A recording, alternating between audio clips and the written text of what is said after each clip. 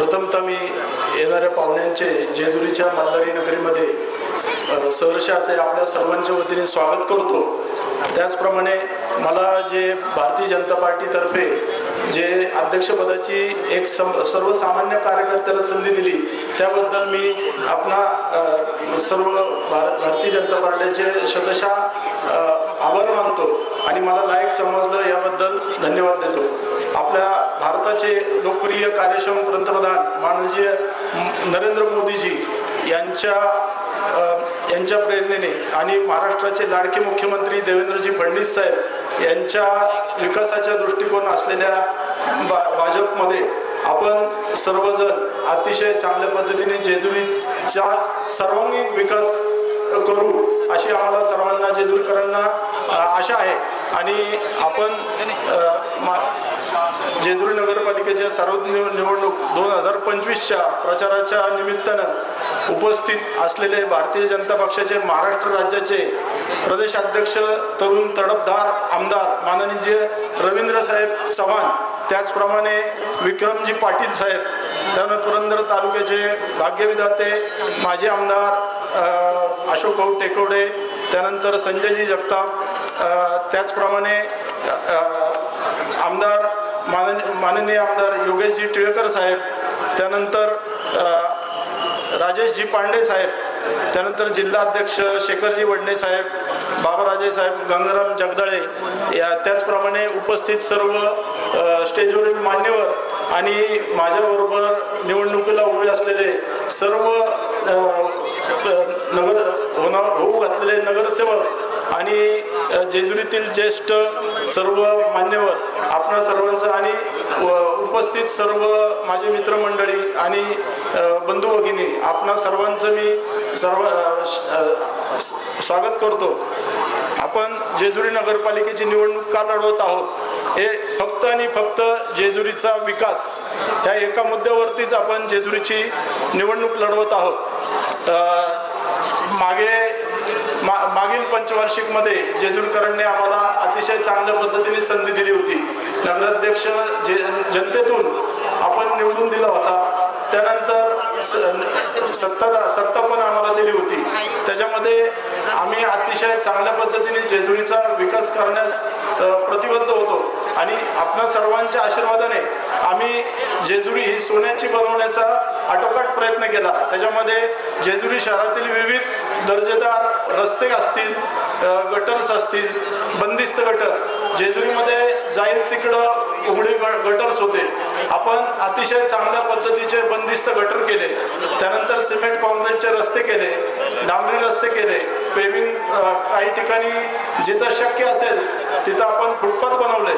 त्यानंतर चिंचजी बाग, स्लम वस्ती, रामोसवाडा, गडशिआळी, साठेनगर, लक्ष्मीनगर, इंदिरानगर झोपडपट्टी, बंगाली पटांगण या इथे आपण सर्व ठिकाणी झोपडपट्टीमध्ये कधीही कुठलंही काम इथून मागे केलं गेलं नव्हतं। आपण अतिशय चांगल्या पद्धतीचे ते दोन्ही ह्याच्यामध्ये गटर्स केले, त्याच्यावरती पेविंग ब्लॉक बसवले, त्यानंतर सोलर लाईट सुद्धा बसवल्या। म्हणजे अतिशय डास आणि मच्छर याचं साम्राज्य तिथं असायचं, आपण ते सर्वच्या सर्व जेजुरीतील स्लम वस्तीमध्ये हे सर्व आपण करू शकलो। जेजुरीमध्ये सर्व भागामध्ये पिण्याच्या पाईपलाईन हे जेजुरी नगरपालिका स्थापन झाली त्यावेळेसच्या होत्या, त्यावेळेस अतिशय कमी जेजुरीची लोकसंख्या होती। आपण आत्ताची लोकसंख्या आणि त्यावेळेसची लोकसंख्या यामध्ये जमीन आसमानचा फरक होता, त्यामुळं त्या पाण्याच्या लाईनवरती अतिशय ताण येत होता, अतिशय बऱ्याच ठिकाणी त्या कुजलेल्या होत्या, घाण पाणी यायचं। आम्ही जेजुरीतील जवळजवळ 99% पाईपलाईन ह्या नवीन टाकल्या आणि जास्त कॅपॅसिटीच्या टाकल्या, पुढच्या 10 ते 20 वर्षाचा विचार करून टाकल्या। त्यानंतर आपण अद्ययावत असं जेजुरीमध्ये एक भाजी मंडई ही उघड्यावर भरायची पूर्वी, आपण अतिशय चांगल्या पद्धतीचं जेजुरी मालकीचे 2 एकर जे भाजी मंडईची जागा होती तिथं अद्ययावत असं भाजी मंडई करू शकलो। तिथे वट्टे बनवले, त्यानंतर त्याच्यावरती आपण पेविंग ब्लॉक बसवले, त्यानंतर छत बनवलं आणि भाजी धुण्यासाठी नळ कोंडाळे पण बसवले। त्यानंतर जेजुरी ही कलाकारांची नगरी, लहान लहान मुलांच्या अंगात सुद्धा खूप फार मोठे दिसतात. त्यानंतर जेजुरीत फार मोठे कलाकार सुद्धा होऊन गेले. तर त्यांच्या कलागुणांना जेजुरीच्या मुलांना वाव मिळावा यासाठी आपण एक अतिशय चांगलं अद्ययावत असं बालगंधर्वच्या धर्तीवर नाट्यगृह करू शकलो. त्यानंतर जेजुरी पालखीतळ, जुना पालखीतळ, इथे आपण अतिशय चांगल्या पद्धतीचं कंपाऊंड वॉल आणि कंपाऊंड वॉल केल्यानंतर जॉगिंग ट्रॅक, त्यानंतर तिथं ओपन जिम्स, त्यानंतर तिथं अतिशय चांगल्या पद्धतीचं स्टेज तयार केलं, जेणेकरून छोटे छोटे कार्यक्रम लोकांचे असतील, लग्न समारंभ असेल, अतिशय अल्प किमतीत लोकांना उपलब्ध व्हावे अशा पद्धतीचं तिथं आपण काम करू शकलो. त्यानंतर जेजुरी शहरामध्ये स्वामी समर्थ मठ अतिशय चांगल्या पद्धतीचं, मी स्वतः बांधकाम समितीचं तिथं अध्यक्ष होतो.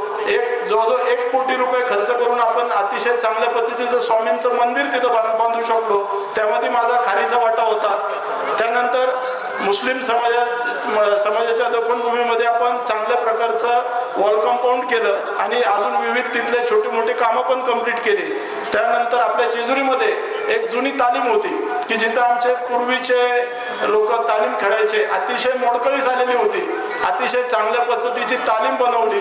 त्यानंतर त्याच्यावरती 2 हॉल बनवले की जे हॉल आपल्याला भविष्यात त्या हॉलमध्ये आपल्या इथल्या मुलांना अभ्यासिका, त्यानंतर तिथे वाचनालय अशा पद्धतीचं आमचं पुढचं नियोजन तिथं आहे.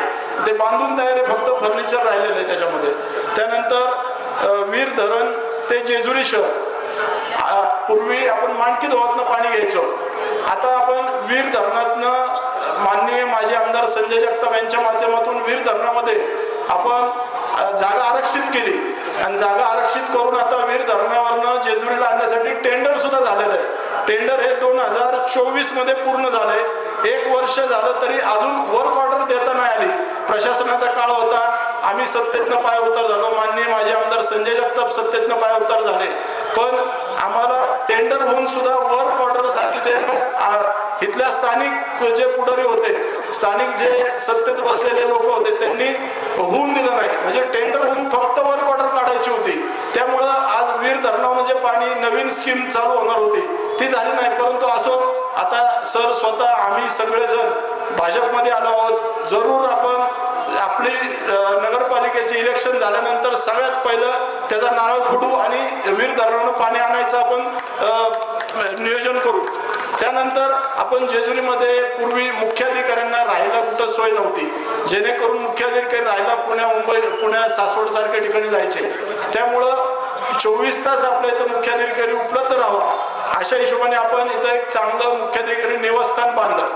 त्यानंतर जेजुरी हे तीर्थक्षेत्र आहे, परंतु जेजुरी हे तीर्थक्षेत्राचा दर्जा आपल्याला कधी मिळाला नव्हता. कारण आमच्या मागे ज्यांच्या सत्ता होती, गल्लीपासून दिल्लीपर्यंत त्यांची सत्ता होती, परंतु जेजुरी हे तीर्थक्षेत्र कधी ते करू शकले नाही. त्याला काय त्यांची वैयक्तिक कारणं असतील. आता ते कारण मी पुढे सांगतोच तुम्हाला की बाबा तीर्थक्षेत्र झालं तर आमचे धंदे बंद होतील. मग ते धंदे काय ते तुम्हाला माहिती, तीर्थक्षेत्राचा दर्जा आला की काही दारूची दुकानं बंद होतात. त्यामुळं तो तीर्थक्षेत्राचा दर्जा त्यांनी होऊन दिला नाही. आपण आल्यानंतर माननीय आमदार संजय जगताप यांच्या माध्यमातून जेजुरी शहराला तीर्थक्षेत्राचा दर्जा आम्ही मिळवू शकलो आणि त्याच माध्यमातून आपण अतिशय चांगल्या पद्धतीचं जेजुरी तीर्थक्षेत्र विकास आराखडा माजी आमदार संजय जगताप यांच्या माध्यमातून अतिशय चांगल्या पद्धतीचा तीर्थक्षेत्र आराखडा त्यांच्या वैयक्तिक पैशातून प्रायव्हेट आर्किटेक्ट लावून तो तयार केला. त्याच्यामध्ये आमचे सर्व त्यावेळेसचे नगरसेवक, त्यानंतर असणारे सर्व ट्रस्टी त्यावेळेसचे, त्यानंतर असणारे जेजुरीतील प्रतिष्ठित लोक की ज्यांना जुने लोक की ज्यांना जेजुरीच्या मंदिराची माहिती, त्यांच्याकडून सर्व माहिती घेतली आणि एक चांगल्या पद्धतीचा जेजुरी तीर्थक्षेत्र विकास आराखडा तयार केला. आणि तो माननीय माजी आमदार संजय जगताप यांनी स्वतःच्या खिशातनं सर्व खर्च करून तो DPR तयार करून शासनात सादर केला आणि शासनात सादर करून तो 350 कोटी रुपयाचा जेजुरी तीर्थक्षेत्र विकास आराखडा तयार केला आणि सँक्शन करून घेतला. त्यानंतर आज तुम्ही पाहताय त्यातले 110 कोटी रुपये आले सुद्धा आणि त्याची कामं सुद्धा झाली. ते त्याच्यामध्ये मंदिराच्या आतले सगळं गाभारा असेल, त्यानंतर पायऱ्या असतील, लिकमळा असतील, छोटे छोटे मंदिर आपले लवतळेश्वरचं मंदिर असेल, अजून इतर ठिकाणचे मंदिरं छोटे मोठे मंदिरं असतील, हे सर्व कामं आता पूर्णत्वास आलेले आहेत. त्यानंतर कडेपठार मंदिराला जाणाऱ्या पायऱ्याचं काम आता चालू आहे. अशा पद्धतीचं ते अतिशय चांगल्या पद्धतीचं. आणि त्यानंतर पेशवे तलाव आणि अहिल्यादेवी तलाव, हे तलावाचे डागडुजीचं सुद्धा काम अतिशय चांगल्या पद्धतीचं चांगल्या क्वालिटीचं चालू आहे. त्यानंतर आता दुसरा जो टप्पा येणार आहे राहिलेल्या पैशाचा, त्याच्यामध्ये आपले पालखीचे जेवढे रस्ते, ते सर्व रस्ते अगदी आपल्या जिथं पालखी बसती डोंगरामध्ये, तिथनं ते अगदी आपलं मल्हार सागर आहे तिथपर्यंतचे सर्व रस्ते, की जेजुरी हद्दीच्या बाहेरील सुद्धा रस्ते त्याच्यामध्ये घेतलेले आहेत. त्यानंतर त्याच्याबरोबर गटर्स असतील, अजून काही ठिकाणी ब्लॉक असतील, ते सर्व बसवणे. त्यानंतर जिथं पालखी आंघोळ करते तिथं अतिशय चांगल्या पद्धतीचा घाट हा त्याच्यामध्ये घेतलेला आहे. त्यानंतर म्हणजे हे सर्व अतिशय म्हणजे जेजुरी हे सुलभ सुफलाम व्हावी आणि अतिशय चांगला विकास म्हणजे आपण हे करू शकलो, कारण तीर्थक्षेत्राचा दर्जा आपल्याला आपण मिळू शकलो. त्याच्यामुळं आपण हे सर्व विकास कामं अतिशय चांगल्या पद्धतीचे चालू आहेत. आणि राहिलेला पण निधी आता आपण भाजपमध्ये आहोत, देवेंद्र फडणवीस साहेब सारख्यांचा आपल्या डोक्यावर हात आहे. आपण ते अतिशय चांगल्या पद्धतीने सर्व चालू करू शकतो.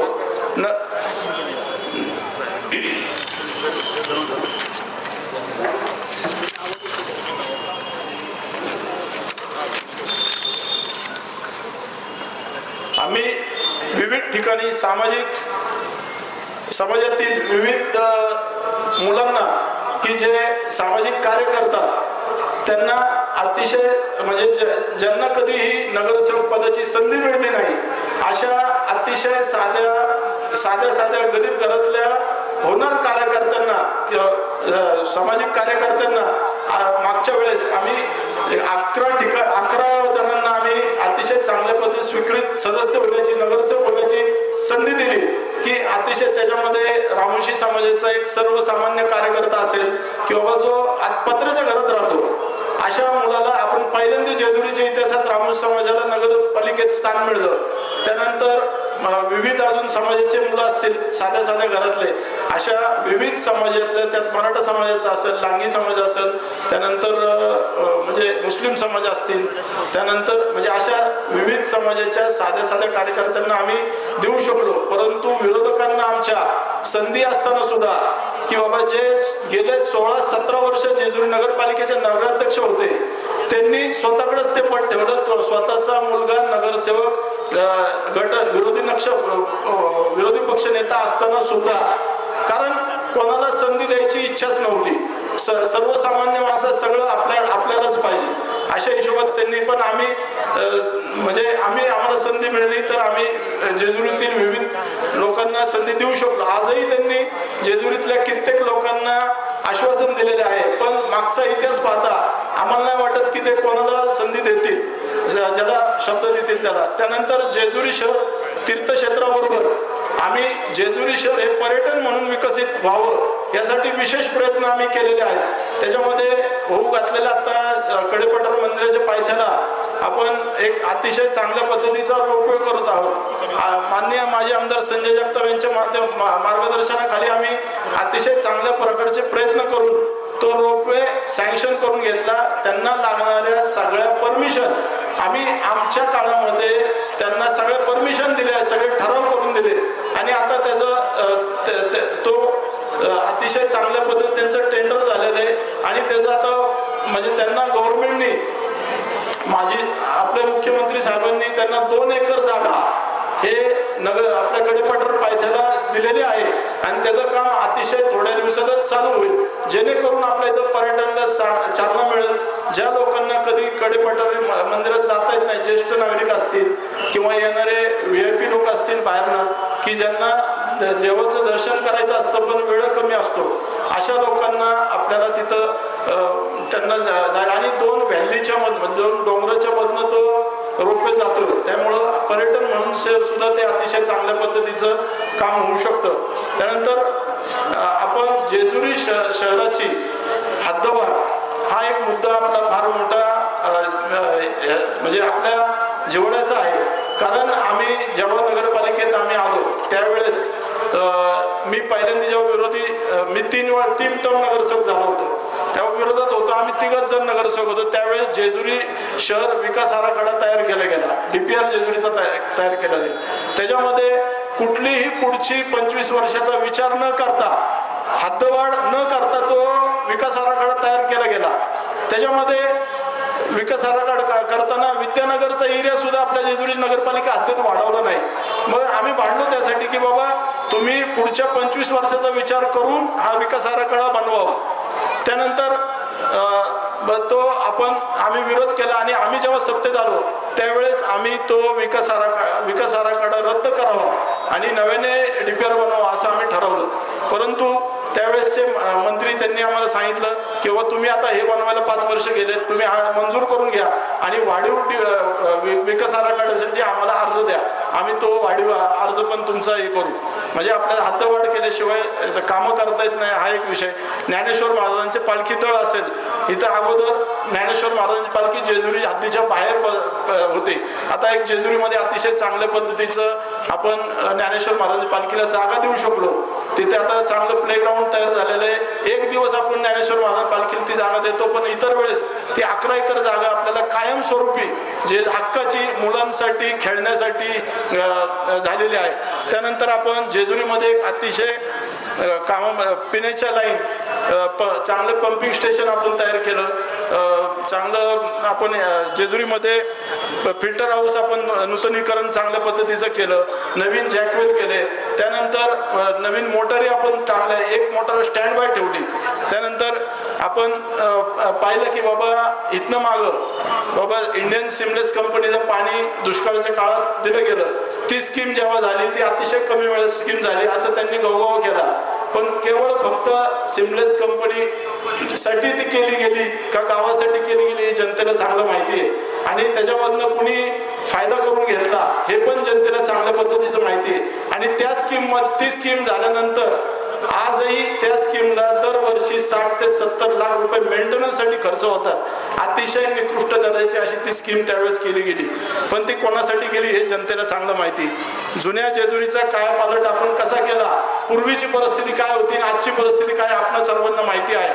त्यानंतर आता एक छोटंसं उदाहरण सांगतो. कालच्या भाषणामध्ये आपल्या इथं एक टीकाची सभा झाली. त्याच्यामध्ये भाषणात आय लव्ह यू जेजुरी हे काय गोवा आहे का असं म्हटलं. नक्कीच हे जेजुरी हे गोवा नसून तीर्थक्षेत्र आहे. तीर्थक्षेत्रामध्ये आपण दारूचे धंदे करत असून आपल्या जेजुरीचा तीर्थक्षेत्राचा तुम्ही गोवा बनवलेला आहे का असं मला त्यांना प्रश्न करायचा आहे. आपण जेजुरीमध्ये एकच महाराज आहेत जेजुरीमध्ये, ते पण खंडेराव महाराज आहेत. त्या महाराजांचं नाव आपण आपल्या दारूच्या दुकानात दिलं हे कितपत योग्य आहे. हे असो, देव त्यांना बुद्धी देईल आणि त्याच्यामध्ये बदल होईल. त्यानंतर आपण PMPL जेजुरीसाठी चालू केली होती. तर PMPL चालू केल्यानंतर जेजुरीच्या इकॉनॉमिकलमध्ये अतिशय चांगला फरक पडला होता.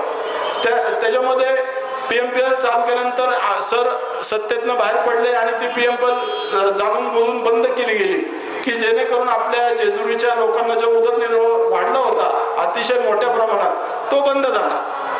जेजुरी गणेश मंडळ असतील, त्यानंतर सर्व वर्गण्या देताना कार्यकर्त्यांना कशी वागणूक दिली जाते हे आपण सर्वांनी पाहिलं आहे. फक्त इलेक्शन आले की वर्गण्या द्यायच्या आणि इतर वेळेस त्या लोकांना अतिशय चुकीच्या पद्धतीने त्यांना ट्रीटमेंट द्यायची. कोरोना काळामध्ये आम्ही उघडा मारुती मंडळाच्या माध्यमातून गोरगरीब जनतेसाठी सेवा केली. 700 लोकांना आम्ही माझ्या मंडळाच्या माध्यमातून मी जेवणाचे आम्ही डबे देत होतो. त्यावेळेस समोरची माणसं काय करत होती, स्वतःचा धंदा कसा डबल रेटने काही गोष्टी विकत होत्या की जे लोकांच्या आरोग्याला धोकादायक होत्या. ही गोष्ट सगळ्या जनतेला आपल्याला माहिती आहे. त्यानंतर त्यावेळेस आपण माननीय आमदार संजय जगताप हे सुद्धा करोना काळात अतिशय चांगल्या पद्धतीने सर्व तालुक्यात जेवणाचं नियोजन करत होते.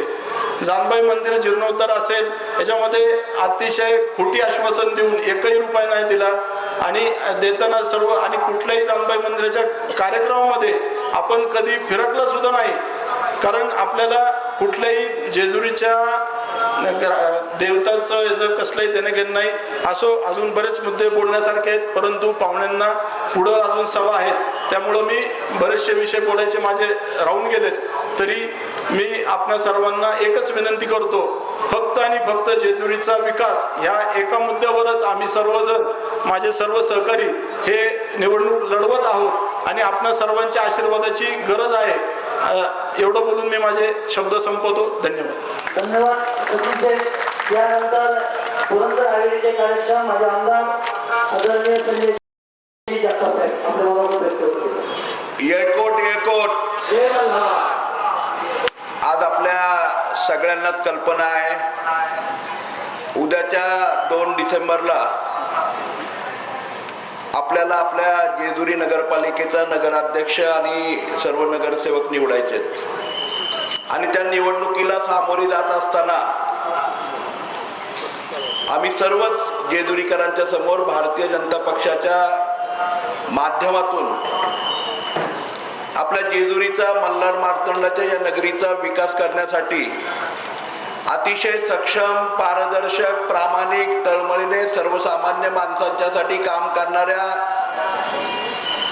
कार्यकर्त्यांचा आणि कुटुंबातल्या सदस्यांचा त्या ठिकाणी आपला प्रतिनिधी म्हणून, आपला नगरसेवक म्हणून, आपला नगराध्यक्ष म्हणून आपण निवडावा, ज्याला हक्काने तुम्ही 24 तास 365 दिवस कधी अगदी हाकेच्या अंतरावरती आपल्या गल्लीबोळांमध्ये बोलून नगरपालिकेचं, आपल्या पाण्याचं, आपल्या ड्रेनेजचं, आपल्या सर्वसामान्य माणसाच्या कामाचं हक्काने सांगू शकणार आहेत असे उमेदवार या देशाचे पंतप्रधान आदरणीय नरेंद्रजी मोदी साहेबांच्या नेतृत्वाखाली, महाराष्ट्राचे मुख्यमंत्री विकास पुरुष आदरणीय देवेंद्रजी फडणवीस साहेबांच्या नेतृत्वाखाली आणि आज आपल्या या सर्व उमेदवारांचा प्रचार करण्यासाठी या ठिकाणी उपस्थित असलेले भारतीय जनता पक्षाचे प्रदेशाध्यक्ष आमदार आदरणीय रवींद्रदादा चव्हाण साहेबांच्या नेतृत्वाखाली आम्ही एक सक्षम, पारदर्शक आणि अतिशय स्वच्छ प्रतिमा असणारा पॅनल आपल्या सगळ्यांच्या समोर त्या ठिकाणी उभा केला. या पॅनलच्या प्रचारासाठी मंचकावरती उपस्थित असलेले आदरणीय रवींद्रदादा चव्हाण साहेब प्रदेशाध्यक्ष आमदार, त्याचप्रमाणे या ठिकाणी उपस्थित असलेले प्रदेशचे महामंत्री आदरणीय राजेशदादा पांडेजी, आदरणीय आमदार विक्रमदादा, आदरणीय आमदार आमचे मार्गदर्शक योगेश अण्णा टिळेकरजी, आदरणीय माजी आमदार अशोक भाऊजी असतील, त्याचप्रमाणे सर्वच उपस्थित मान्यवर, आपले मंडलाध्यक्ष, आपल्या नगरपालिकेच्या माजी नगराध्यक्षा वीणाताई आणि ज्यांनी आपल्या समोर आता संबोधित केलं ते नगराध्यक्ष पदाचे आपले सर्वांचे आवडते आणि स्वच्छ प्रतिमेचे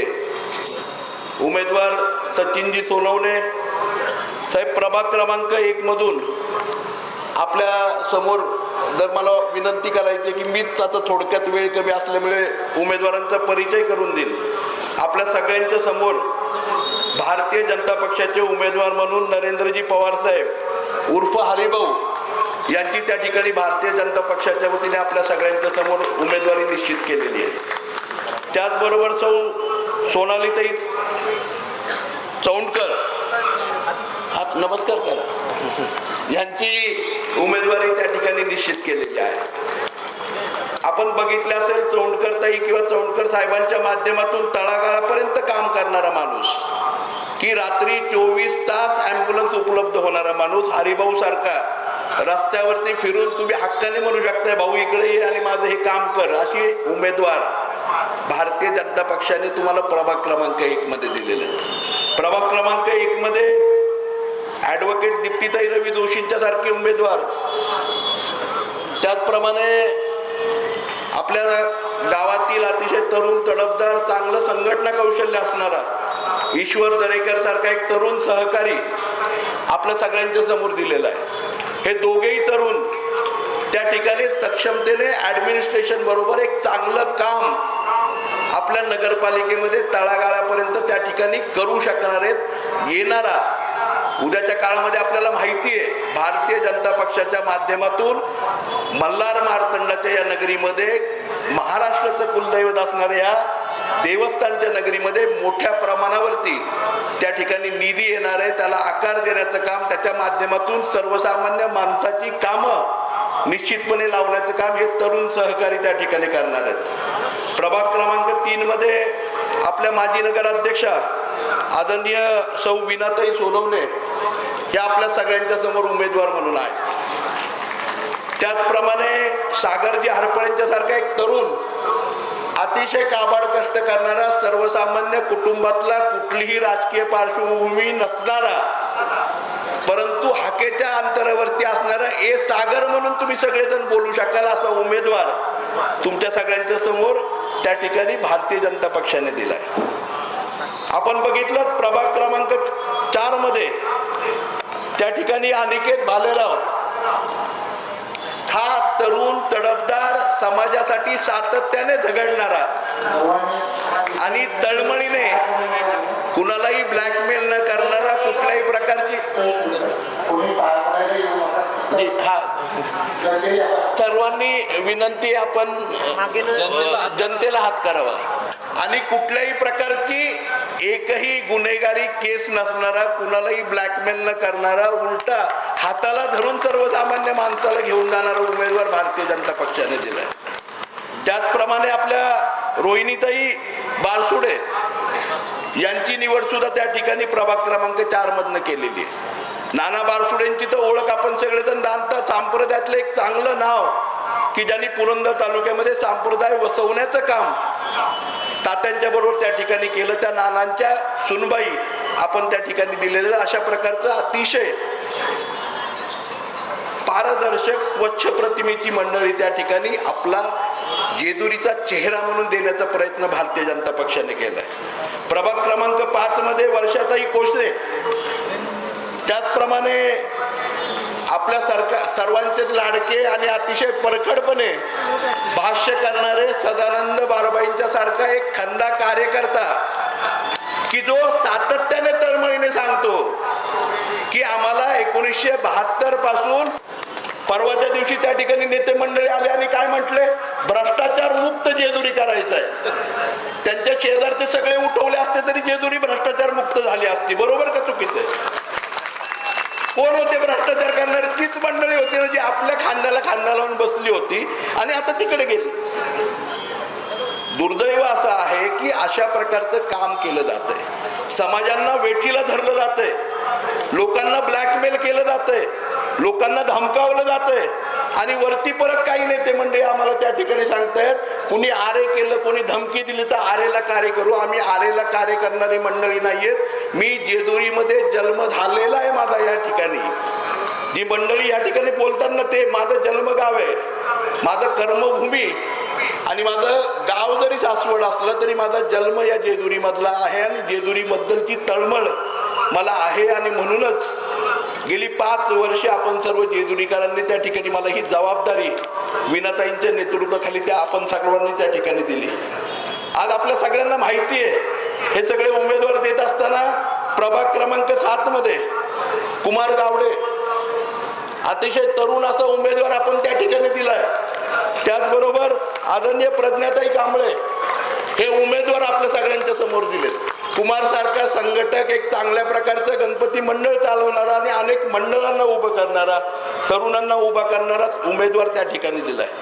प्रभाग क्रमांक 8 मध्ये सौ प्रियांकाताई अजिंक्य देशमुख या आपल्या सगळ्यांच्या समोर उभ्या आहेत. अजिंक्यच्या बद्दल मी आपल्याला सगळ्यांना सांगायला नको आणि प्रियांकाताईंच्या बद्दलही मी सांगायला नको, कारण अतिशय चांगल्या प्रकारचं संघटन कौशल्य यांच्यामध्ये आहे. आणि साहेब, म्हणून मुद्दामून मला गणेश डोंबेंना आपल्या सगळ्यांची ओळख करून द्यायची आहे. मला वाटतं जेजुरीकरांना ओळख करून द्यायची आवश्यकता नाहीये. करोना काळ असेल किंवा प्रत्येक परिवारातली एखादी दुःखाची घटना असेल, ज्या ज्या काळामध्ये होते कोणीही नसेल, परिवारातलं सदस्य नसेल, परंतु गणेश डोंबे त्या परिवाराच्या बरोबर खांद्याला खांदा लावून त्या स्मशानभूमीमध्ये त्या कार्यामध्ये हातभार लावणारा सर्वसामान्य कुटुंबातला एक तरुण, ही भारतीय जनता पक्षाची ओळख आहे. आणि हे उमेदवार भारतीय जनता पक्षाने आपल्या सगळ्यांच्या समोर ठेवलेत. बरोबर आहे का चुकीचं आहे? आणि समोर उमेदवार कोण आहेत मी सांगायची आवश्यकता नाहीये. कोणाचं पोलीस स्टेशनमध्ये आहे, कोणाचं तहसीलदार कचेरीमध्ये, कोणाचं SP ऑफिसमध्ये, कोणाचं कलेक्टर ऑफिसमध्ये. बरोबर ना? फोटो असो. प्रभाग क्रमांक 9 मध्ये त्या ठिकाणी धनंजयजी गोडसेंच्या सारखा तरुण सहकारी आपण दिलेला आहे. गोडसे परिवाराच्या बद्दल मला वाटतंय जेजुरीकरांना सांगण्याची वेगळी आवश्यकता नाहीये. अतिशय कार्यक्षमतेने मागच्या काळामध्ये उपनगराध्यक्षपद असेल, नगरसेवकपद या परिवाराने केलंय. तळागाळापर्यंत हा परिवार काम करतोय. त्याचबरोबर अलकाताई शिंदे या उमेदवार त्या ठिकाणी भारतीय जनता पक्षाने आपल्या सगळ्यांच्या समोर दिलेले आहेत. अलकाताईंचंही काम, सामाजिक काम भारतीय जनता पक्ष परिवाराच्या बरोबर गेली अनेक वर्ष त्यांचं असणारं काम आपण सगळ्यांनी त्या ठिकाणी बघितलंय. प्रभाग क्रमांक 10 मध्ये काजल दोडके, सौ काजल दोडके या सर्वसामान्य परिवारातील उमेदवार आपण त्या ठिकाणी दिलेले आहेत. दोडके परिवाराचं आणि आमचं नातं खूप जुनं आहे. माझे वडील कैलासवासी चंदूकाका जगतापांच्या पासून 3 पड्यांचं आमचं नातं त्या ठिकाणी आहे. आजही सर्व गोष्टींमध्ये त्या ठिकाणी मला निश्चितपणे खात्री आहे की परिवार आम्हाला कधीही त्या ठिकाणी भारतीय जनता पक्षाला त्या ठिकाणी अंतर देणार नाही. गणेश शिंदे हे आपले माजी नगरसेवक आणि उमेदवार आपल्या जुन्या जेजुरीमधून दिलेले आहेत. गणेश शिंदेच्या बरोबर पण मी सांगायला की आवश्यकता नाहीये, कारण अतिशय चांगलं काम त्यांनी जुन्या जेजुरीचा चेहरा मोहरा बदलण्याचं काम मागच्या 5 वर्षाच्या काळामध्ये त्या ठिकाणी केलं. ज्या जुन्या जेजुरीमध्ये आज काही मंडळी व्यवसाय करतात, ज्या जुन्या जेजुरीमध्ये आज लॉजिंगचे व्यवसाय होतात, ज्या जुन्या जेजुरीमध्ये अनेक गोष्टी त्या ठिकाणी व्यवसाय रूपाने वाढायला लागल्या, त्याला कारण जर कोण असेल तर मागच्या वेळेसचा त्या ठिकाणी आपण सर्वांच्या नेतृत्वाखाली दिलेला सत्ता बदल आणि आता या ठिकाणी असलेले उमेदवार गणेशजी शिंदे साहेब. का? कारण त्या ठिकाणी रस्ता असेल, गटर असेल, त्या ठिकाणची योजना असेल. आज गुगल मॅपवरती जरी तुम्ही गेलात ना, तरी सर्च केलं ना, तर देवाकडे जायचा रस्ता बघितला तर तो येतो जुन्या जेजुरीकडून. बरोबर ना? मी कधीतरी चेक केला होता. तर ही गोष्ट म्हणजे आपली स्वतःची एक चांगली कामाच्या माध्यमातून ओळख करायचं काम ह्या सगळ्या उमेदवारांनी केलंय. आपले नगराध्यक्ष पदाचे उमेदवार आणि आपण सगळेच म्हणतो आपला माणूस. आपला माणूस का म्हणतो सचिन शेटला?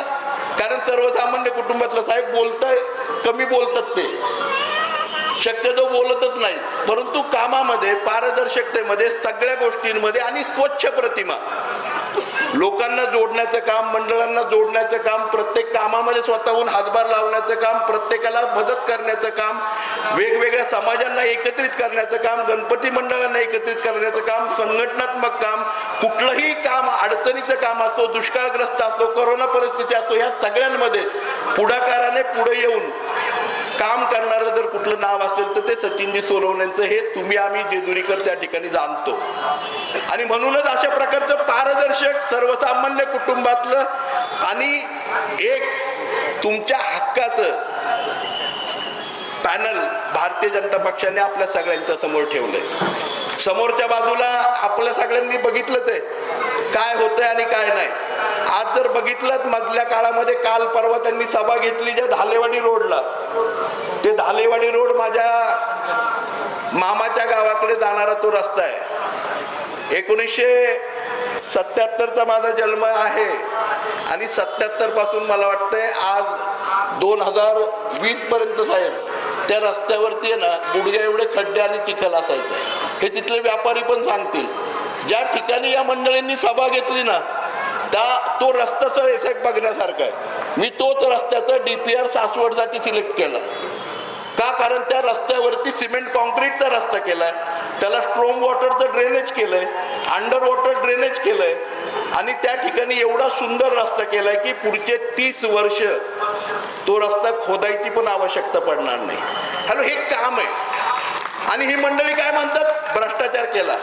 मला सांगा ना, आज महाराष्ट्राची सांस्कृतिक राजधानी असणारी आपली जेजुरी नगरी, बरोबर ना, दरवर्षी वेगवेगळे सांस्कृतिक महोत्सव आपण त्या ठिकाणी भरवत असतो.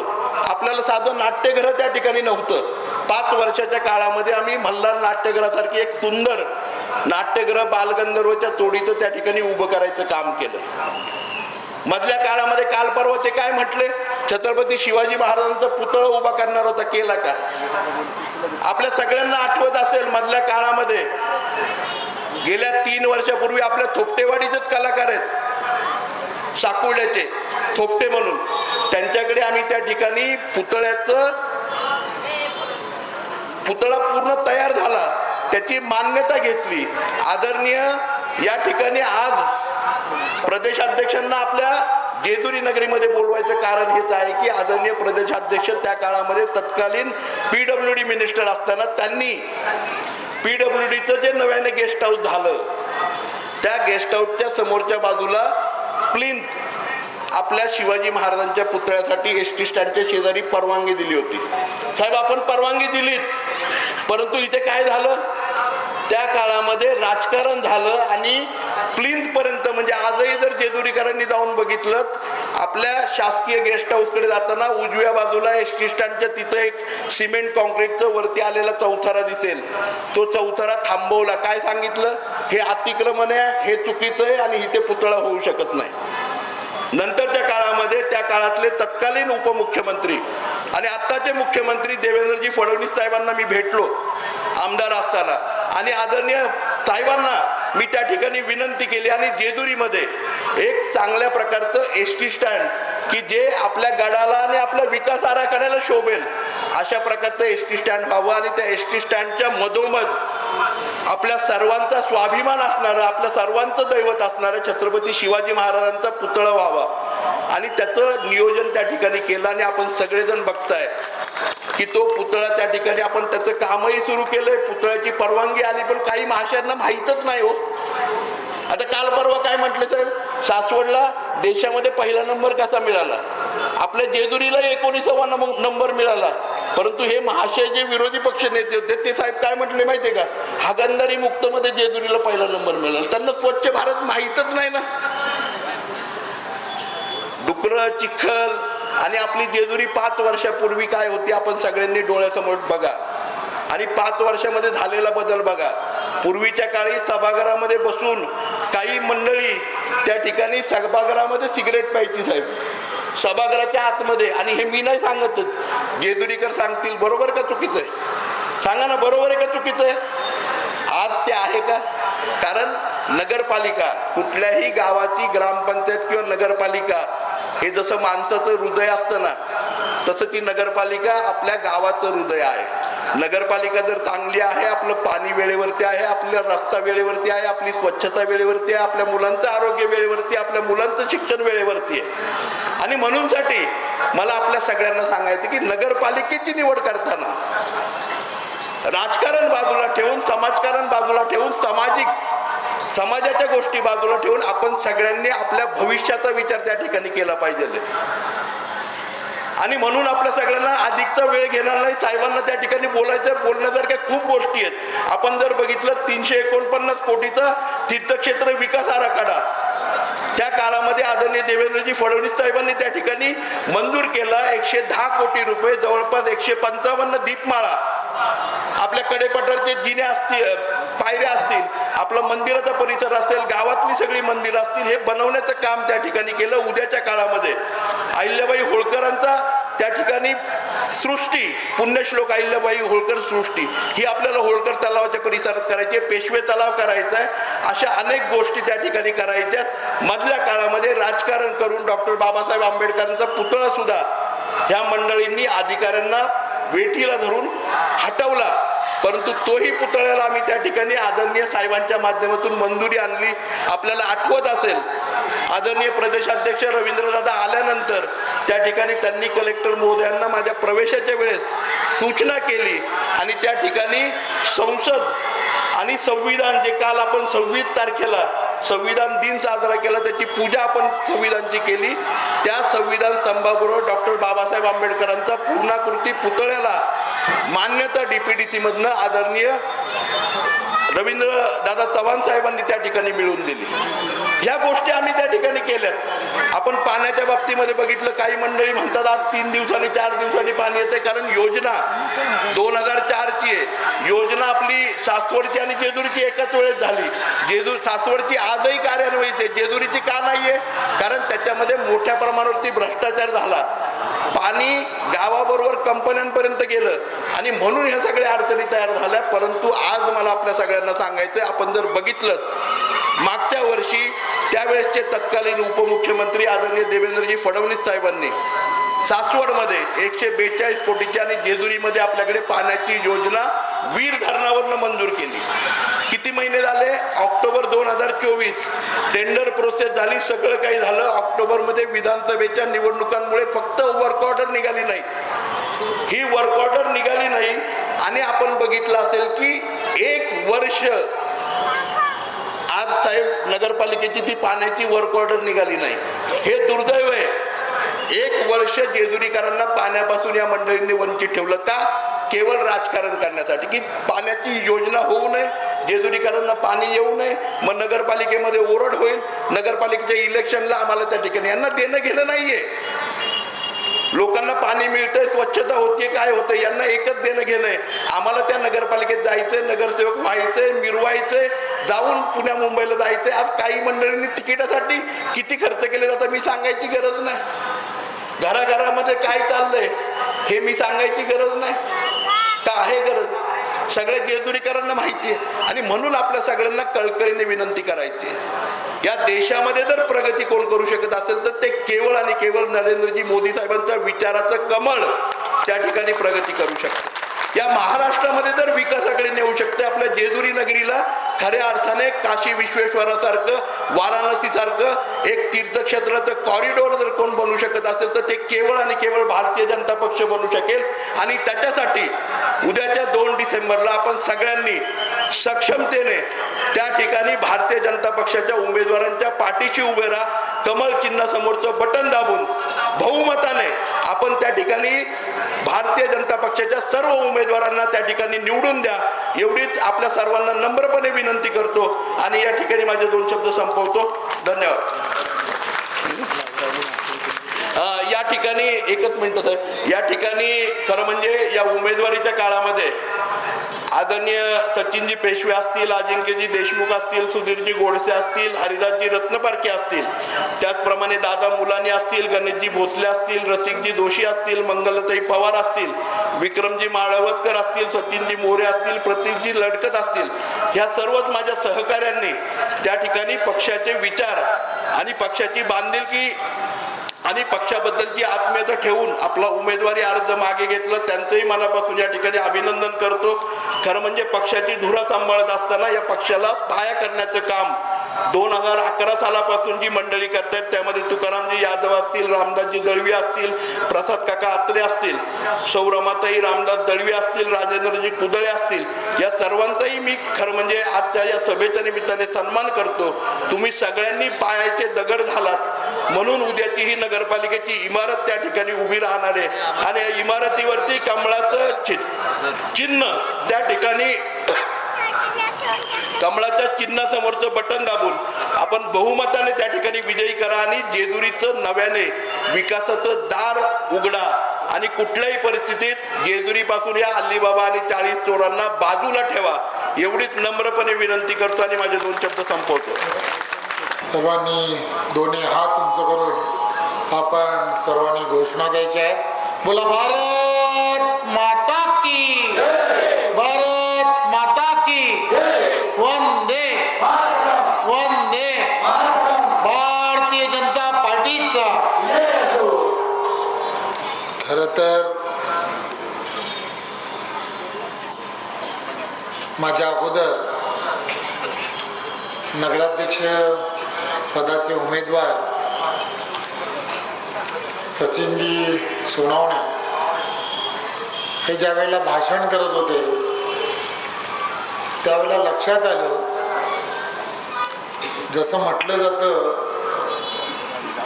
की त्यांना जेजुरीमधली गल्लीन गल्ली माहीत आहे आणि जर कोणी त्यांना इथला एनसायक्लोपीडिया ज्याला म्हणतात जेजुरीचा, तर मला वाटतं नगराध्यक्ष प्लस तसा करावा असं मला या निमित्ताने बोलावंसं वाटतं. खरं तर एका सेवाभावी वृत्तीने मनाची तळमळ ठेवून ते वारंवार जेव्हा बोलत होते तेव्हा त्यांना मला असं वाटत होतं की हा जेजुरीमधला असणारा सर्व परिसर, हा परिसर त्यांच्या डोळ्यासमोर असा दिसत होता आणि मी काय करू शकलो हे ते जेव्हा सांगत होते तेव्हा मला लक्षात आलं की येणाऱ्या काळामध्ये त्यांच्या डोळ्यासमोर किंवा त्यांच्या स्वप्नवत जेजुरी कशी असावी हे सुद्धा त्यांच्या डोळ्यामध्ये पूर्णच्या पूर्ण असेल, यात काहीच शंका नाही असं मला वाटतं. आपण सर्वजण या जेजुरीमध्ये ज्या वेळेला या ठिकाणी येतो, खरं तर प्रत्येक तीर्थक्षेत्र देशाचे पंतप्रधान नरेंद्र मोदीजी आणि महाराष्ट्राचे लोकप्रिय असे मुख्यमंत्री आदरणीय देवेंद्रजी, ही मंडळी सातत्याने असा विचार करतायत की प्रत्येक तीर्थक्षेत्र जे आहे हे प्रत्येक तीर्थक्षेत्र हे डेव्हलप केलं गेलं पाहिजे. खरं तर तीर्थक्षेत्र डेव्हलप करणं म्हणजे नक्की काय, तर त्या ठिकाणच्या असणाऱ्या प्रत्येक नागरी सुविधा ज्या आहेत त्या तिथल्या असणाऱ्या प्रत्येक नागरिकांना मिळाल्या पाहिजेत आणि अशा तीर्थक्षेत्रांमध्ये फ्लोटिंग पब्लिक मोठ्या प्रमाणात येत असते. म्हणजे काय तर कंटिन्यू कोणी ना कोणीतरी पर्यटक असेल किंवा धार्मिक भावना जपणारे किंवा दर्शनासाठी येणारी अशी मंडळी ही वारंवार अशा ठिकाणी येत असतात. त्यामुळे अशी जी शहरं आहेत किंवा अशी तीर्थक्षेत्र जी असतात अशा तीर्थक्षेत्रांवरती एक वेगळ्या पद्धतीचं बोजा हा मोठ्या प्रमाणात येत असतो. त्या ठिकाणी येणारा प्रत्येक जो भक्त असतो त्या भक्ताला जे जे आवश्यक आहे तो या ठिकाणी ज्यावेळेला येतो त्यावेळेला त्याला त्या ठिकाणी एक चांगली राहण्याची व्यवस्था असली पाहिजे, त्याला चांगलं इथे भोजन मिळालं पाहिजे. या सगळ्या गोष्टी ज्या ज्या ठिकाणी उपलब्ध होतात ते तीर्थक्षेत्र नाही तर ते एक रोजगाराची संधी प्राप्त करून देणारं एक फार मोठं हब तयार होतं. मी तुम्हाला खात्रीने सांगतो, हा जो आपला सचिन आहे, मी आपला सचिन यासाठी म्हणेन की ज्या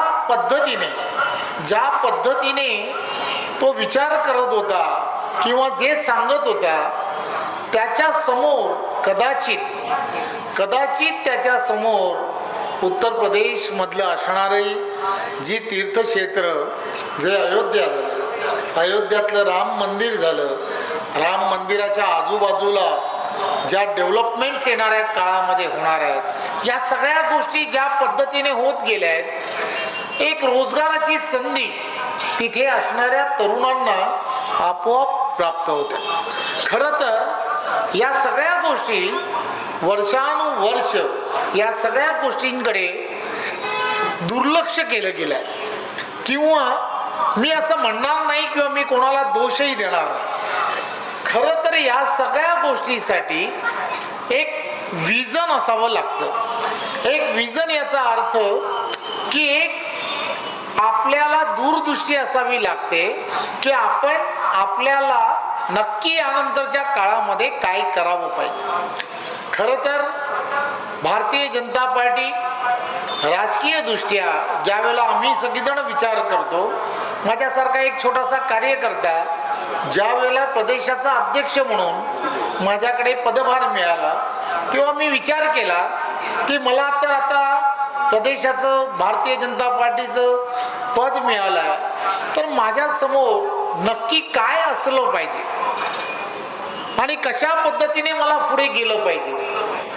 त्यावेळेला माझ्या लक्षात आलं की आम्हाला भारतीय जनता पार्टीचा पूर्ण सुरुवातीपासूनचा इतिहास मला थोडासा पाहिला पाहिजे.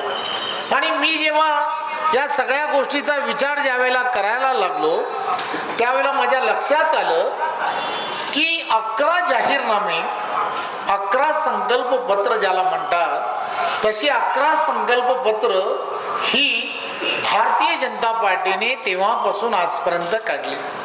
आणि या 11 संकल्पपत्रांमध्ये जे तेव्हापासून विचार केला गेला, मी आज जेव्हा पाहतो त्यावेळेला त्यापैकी प्रत्येक विषय हा आज नरेंद्र मोदीजी जे विचार करतात हे त्या वेळेच्या असणाऱ्या संकल्पपत्राचा एक एक भाग आहे.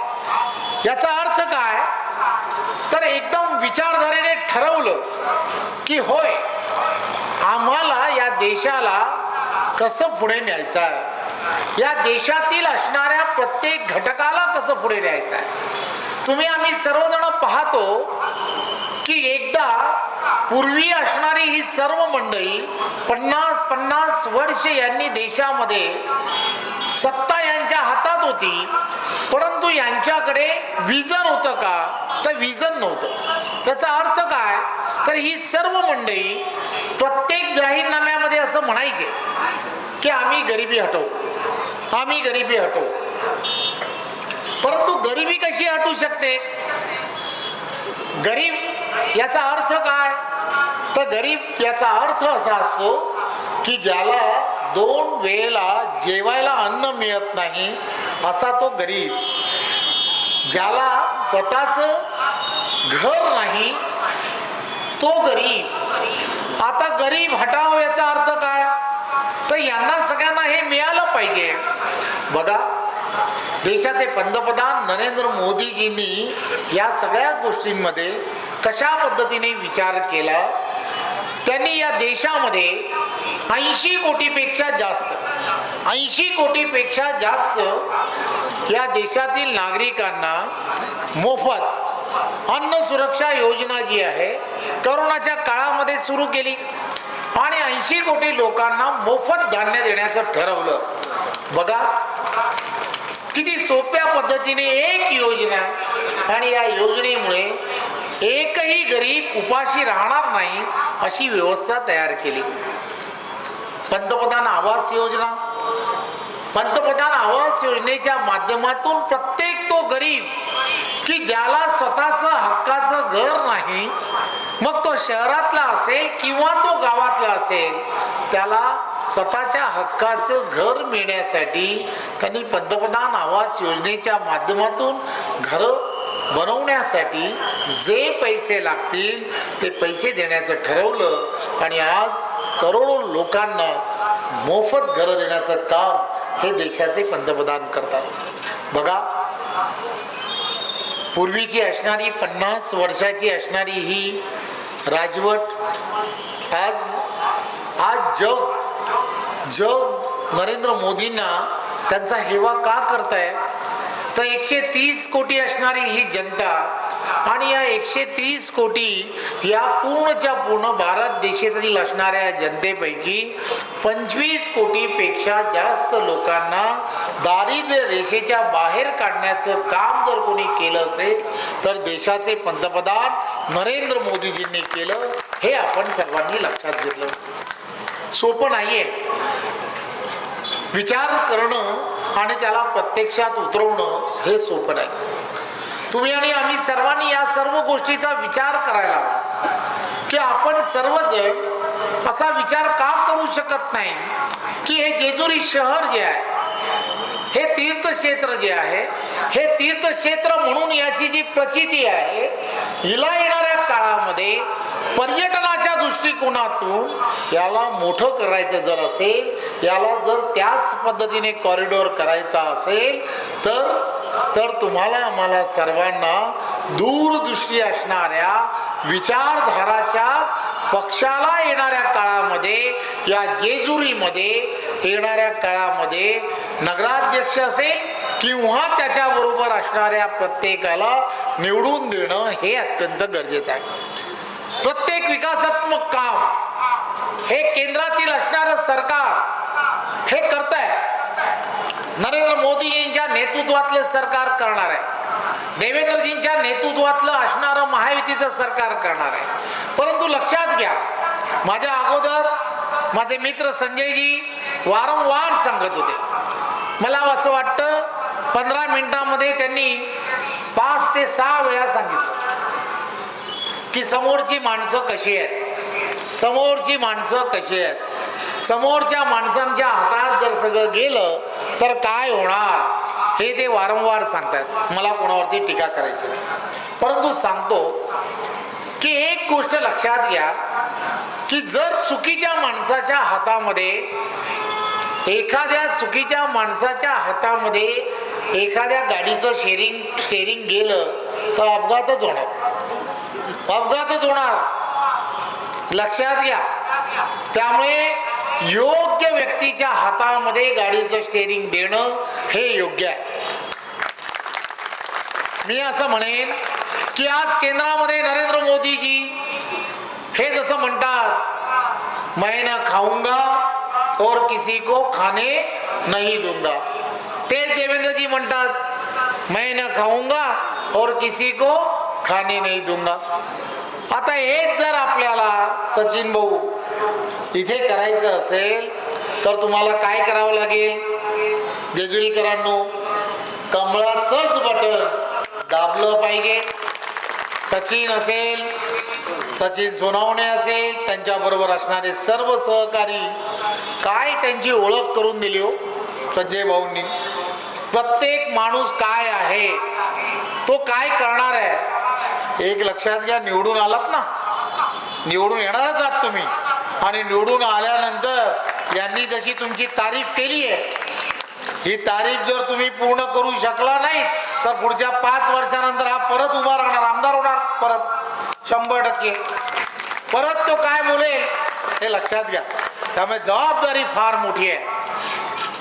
देवेंद्रजी नेहमी असा विचार करतात, चांगली माणसं राजकारणात असली पाहिजे, पारदर्शकपणे काम करणारी माणसं ही या राजकारणामध्ये असणं हे अत्यंत गरजेचं आहे. आणि मला खात्री आहे की जेजुरीकर की हे सर्वजण, लक्षात घ्या, मला माहीत आहे, परंतु गेले काही दिवस आपण सर्वजण याचा विचार करतो की आदरणीय देशाचे पंतप्रधान नरेंद्र मोदीजी हे सर्वजण ज्या वेळेला एखादी योजना तयार करतात, एखादी योजना ज्या वेळेला तयार करतात त्यावेळेला 130 कोटी इथली असणारी जनता, या जनतेसाठी योजना तयार करतात. जात धर्म या सगळ्या गोष्टी विचार करत नाही. आता ही 80 कोटी लोकांना अन्न सुरक्षा योजना जी आहे त्याच्या माध्यमातून मोफत धान्य दिलं. पत्रकार मित्रांनो, जात विचारली का हो? तुम्हीच सांगू शकता, आम्हाला काय कळतंय, आम्ही तर राजकारणी आहोत, आम्हाला माहित नाही विचारलं.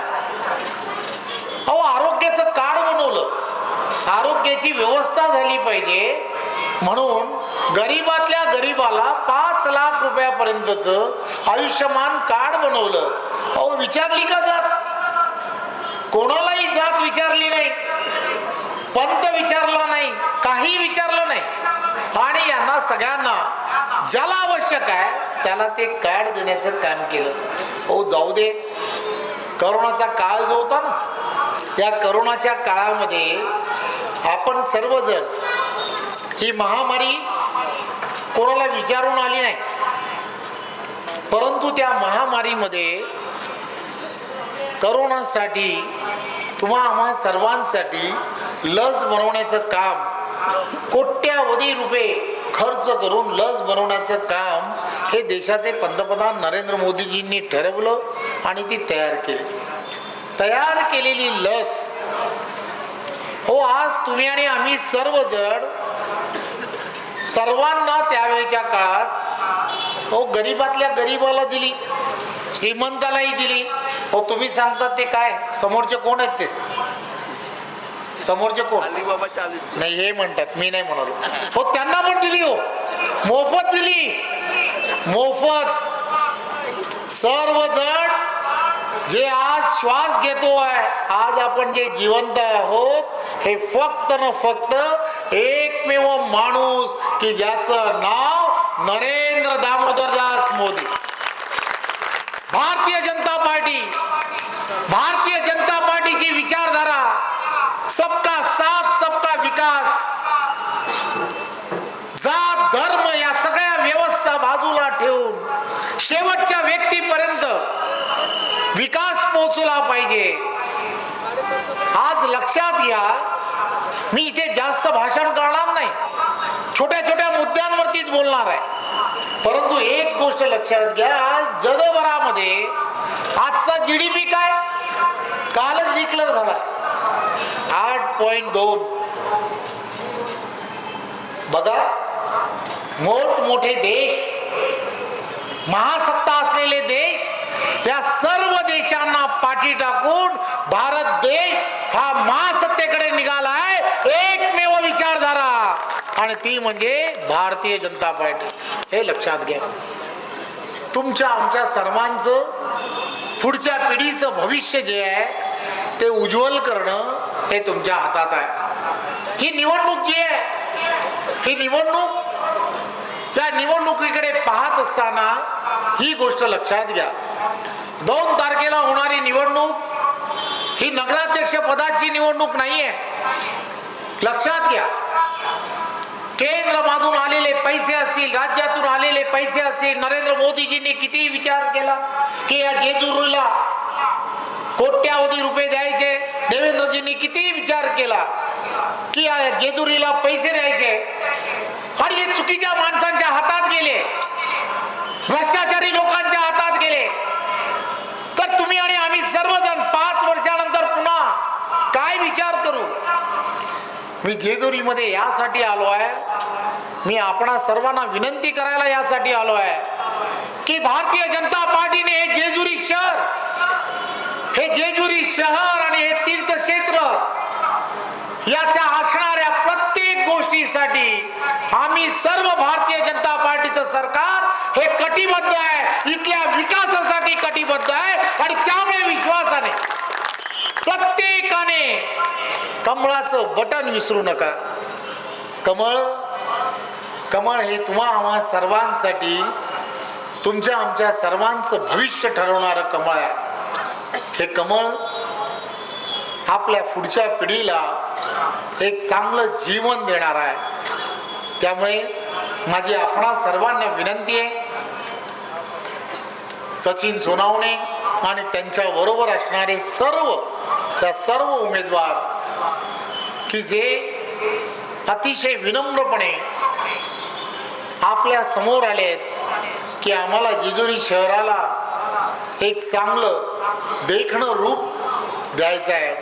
माझी विनंती आहे, आपण सर्वजण आज या विनंतीला मान द्याल आणि 2 तारखेला होणाऱ्या निवडणुकीमध्ये कमळासमोरील बटन दाबून सर्व उमेदवारांना प्रचंड बहुमताने निवडून द्याल. धन्यवाद. जय हिंद, जय महाराष्ट्र.